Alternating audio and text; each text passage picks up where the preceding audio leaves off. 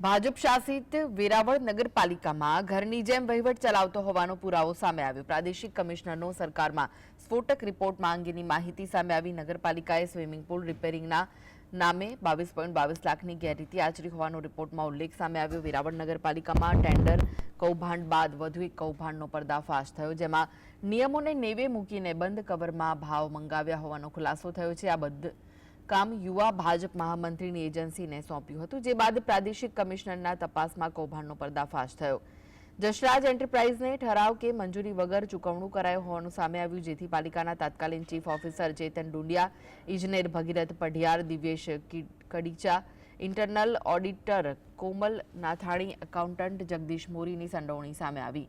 Chief officer સહિત સંસ્થાને નુકસાન પહોંચાડ્યું હતું। જવાબદારી નક્કી કરી 18% લેખે વસૂલાત કરવા માંગ થઈ રહી છે। આ ઉપરાંત તમામ સામે ફોજદારી કાર્યવાહીની તૈયારી થઈ રહી છે। આ સમગ્ર કૌભાંડ થયાનું સામે આવતા ભાજપના પદાધિકારીઓના ઇશારે નિયમોને નેવે મૂકી કૌભાંડ આચરનારા અધિકારીઓ મુશ્કેલીમાં મુકાયા છે।